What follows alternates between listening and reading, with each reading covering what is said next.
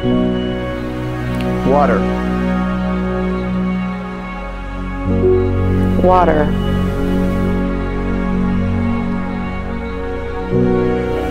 Water. Water. Water.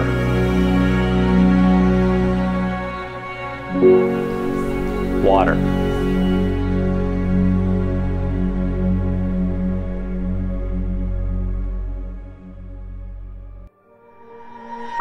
Water. It's life's most basic need.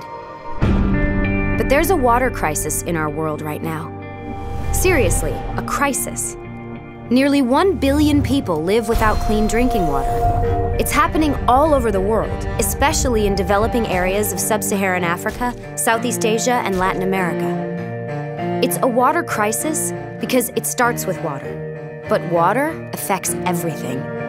Education, health, poverty, and especially women and children. Let's look at a family caught in the water crisis. It's likely they live on less than $1 a day. When they're thirsty, they can't just turn on the faucet for a nice cold glass of water. They don't have a faucet. Instead, the women and children go off to collect water. Many walk up to 3 hours a day to the nearest swamp, pond, or river to gather water that's been sitting out in the open, exposed to all kinds of germs. Time spent gathering water is time they can't spend learning to read, write, earn an income, or take care of their family. Some women in sub-Saharan Africa spend more time collecting water than any other activity they do in the day. And the walk isn't just hard, it's dangerous. The women are alone and burdened with 40 pounds of water. Many get hurt. Sometimes they're even attacked. When they make it home, the little water they've collected isn't clean. Some families know their water is contaminated with germs that cause diarrhea, dehydration, even death. But what choice do they have? Kids, especially babies, are affected most by these germs. About every 19 seconds, a mother loses one of her children to a water-related illness. And each day, almost 1 billion people are living this way. Until they get a little help. The water crisis is solvable. There are solutions. Some are brand new and innovative, like water filtration systems. Some are age-old, like drilled or hand-dug wells. These solutions bring clean water much closer to the people who need it. A safe water project near a village restores hours each day to a person's life. This time, it's opportunity. It's freedom to go to school and get an education, to work or start a business, to raise a family. Africa alone could save 40 billion hours each year. That's the entire annual workforce of France. Clean water means less disease. That's less money spent on medicine, which means more money for books and school uniforms. And if the water project is built near a school, it can increase attendance, especially among young girls. The water crisis is vast, but we can solve it. Just $20 can provide one person with access to a clean water project in their village. And this will mean more than clean water. Because water changes everything. Join us. To better understand the water crisis in Africa, we interviewed Barnabas Agwacha, who used to live there. Hello, my name is Barnabas Agwacha. Very happy to be here, to be able to share my story and my experience growing up in Africa. I wanted to make my contribution to the project Water. I may not have money, but I think my testimony and the real life story that I have growing up in Africa might be able to enlighten and shed some light in terms of the impact of lack of good water in Africa. I was born in Nigeria, West Africa. I grew up in Nigeria until I was about 10 or 12 years old. And then I moved to another country in West Africa, which is known as Gabon. This is just along the equator and the Central African Republic of Africa. Growing up in Africa, in Nigeria particularly, was quite interesting. Again, life has changed drastically for me since I moved from Africa to the United States. In Africa, as a child growing up, one of the things that one of our chores, if you would, is find good source of water to drink. And when I grew up there, and up to this day, there are many areas that still don't have any, a lot of areas don't have clean water. In fact, I would say about 50%, or if not 75% of the population in Nigeria particularly, do not have access to clean water. And Nigeria is also a country of about 170 million people in that one country alone. So if you want to tally up the number of 75% of 170 million people who do not have access to clean water, you know that's a huge, huge number. And now, the same goes to other parts of Africa. Nigeria probably is considered as one of the most advanced economically and culturally and in Africa. So you can now take that example and go to other parts of Africa, other countries who do not have, who are not as developed, and they do not have as many natural resources as Nigeria would have, and compare and kind of think how difficult it can be if you do not have access to clean water. Growing up, so we would have to find water. We will have to travel miles and miles away into the stream to find what we call clean water, but for you or for us here in the States, that still cannot be considered as clean water, because we are talking about water that runs off when it rains, runs off the rocks, down the stream, creates a pool of water. Sometimes the water looks brown, sometimes it looks cloudy, and again, it's not sanitary at all. So we walk down the rocks, go down the valley, and go into the stream and fetch water with our, our containers, and then carry them on top of our heads, travel miles to back home, and we may have to do this repeatedly, maybe about 5 trips a day, to be able to gather enough water for the whole family to take a shower, a bath, and be able to have enough water to cook or whatever the need may be. Now, for us then, we didn't know any better, right? For us, that was clean water. It was good. It was better than the brown water that was, puddled around the street or on the streets as you traveled. It was where to go, But one of the experiences, or one thing you find as you go down the stream to fetch water during those days, is that as you're fetching your water, you also have somebody doing laundry. Doing their laundry on a rock, and then the laundry runs off into the same stream where you're going to fetch what you consider to be clean water that you're going to be taking home. And we never thought and again, for us, we didn't really have the concept of good and bad water. If it looked clear, if it looked a little crisp, it was clean enough. We didn't have any kind of scientific advancement to look into the water and discover some of the microorganisms that may be growing in the water. Obviously, over time, your body may build some immune system to this, but yes, it's not good water at all. One thing that I've discovered is during those days, we were always sick. All right, malaria, typhoid fever, every now and then somebody is somewhere on one corner is sick, shivering, and then we'll go to the pharmacy and they'll give us some malaria pills or give us some sort of tablets, medicine, and then we'll take it and we'll feel better again. It wasn't until I left home, really, that I started to notice the difference, that I started to compare to understand where I had lived all these years and why didn't we have good water?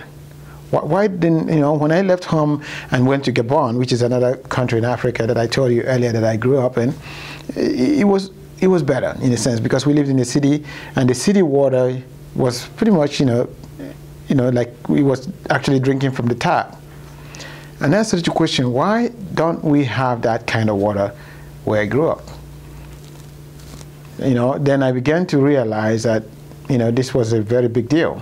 I began to realize that this probably was why a lot of us fell sick as kids. A lot of kids die, when they, when mothers have kids, they don't even know why the kids, all suddenly just from a little fever, and then the child would die, and you always have somebody crying, you know, down the street somebody died, and they always died young.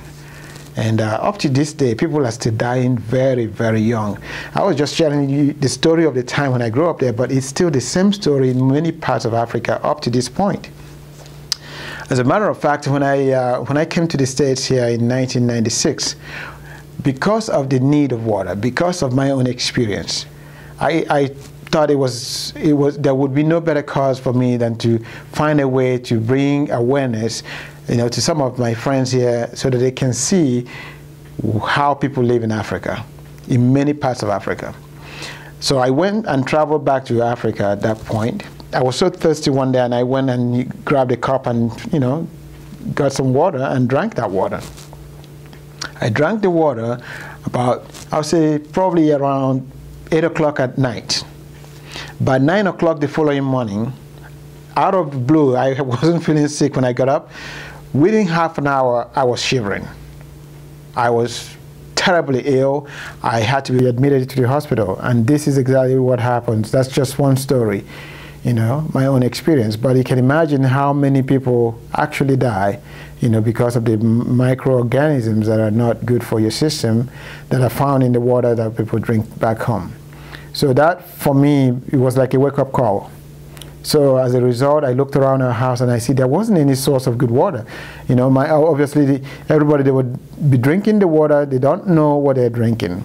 So what I did the next day when I got back from the hospital, I went into the container where I got the water from, and I looked closely, looked inside, and I could see all of the little things that were running around in that water. I was like, well, no wonder I fell sick. It was terrible. I mean, you could not see this, the kind of moving organism that actually you can see right now. I still have my mother live in Africa. I still have a lot of relatives in Africa. Every time I call home, there's always there's always an announcement or some sort of news about somebody dying. Every time. It doesn't matter, you know. 1 month from now when I call, they may tell me someone else is dead. and they keep asking, why are people dying so young? I cannot imagine what else it could be if it doesn't stem from the horrible water that people are drinking. I mean, it will make you cry. Because when I realized what happened, I didn't wait. When I came back from that trip to Africa, I had to organize a fundraiser such as Project Water is doing today. And I went home, my wife and I, we actually drilled a well. I think this would be one of the best gifts you can give anybody. All right? Even when you see some of these stories on TV about people not having good water, it is not a fact. That is true. That is absolutely true, because I live in the States today. It's not long ago I was in Africa. I know firsthand that this is absolutely true. People drink terrible water. People are dying for nothing. But the funny thing is, where these people are living on top of good water, they just don't have the technology. They don't even know that they have water beneath the ground that could save their lives. Okay, so my wife and I, we came home, we came back here, we organized, and we did a fundraiser, and we went back to Africa, and we drilled a well that is still running up to today. Today, that is how my mom is getting good water. That is how most of the people that are in the village where I grew up are getting good water. And I know every time I go home, and you know, you will always see somebody who comes to me to say thank you. Thank you for the water, thank you for the water. And I didn't do much. All I had to do was come back and say, tell friends the true story of what is going on there. And when they saw the pictures that I showed them about what kind of water people were drinking, it wasn't a brainer, you know. What is $10? What is $15? What is even $100, you know, to put together to save a child? You know, think about the babies who are born under these circumstances. You know, they drink the water too. You know, so I mean, the world we live in is quite an interesting place. You know, I mean, and that's why I say traveling is one of the best education that we can have, because when you go out and see how people live, and you come back, you become more grateful and more thankful for what you have in your own life. And today I'm very thankful, not only that I have good water. You know, I live in a country that actually thinks about its own people and tries to provide and create some sort of rule of law that makes it possible for people to drink good water. We don't have to look for that. So if you can support this young man, I'm telling you right now, this is one of the best causes in our lifetime. You will never regret. In fact, you're going to be more grateful that you did this. You're going to be happier for doing this than even some of the people that will be drinking the water that will be coming out of this project. I think this is a wonderful thing that they're doing. So do whatever you can do to support them. This is my contribution to share my own personal experience, you know, and I think you'll be happy that you did support them. Thank you. Hello, I'm Ms. Wallace. I am the proud sponsor of NGHS at NAI. So you've heard about this crisis. The next question the students in NGHS came to me with is, how are we going to solve it? And 2 words, Project Water. Today we would like to share with you our first step. All right, I'll check it out 5th period and I'll let you know. Okay.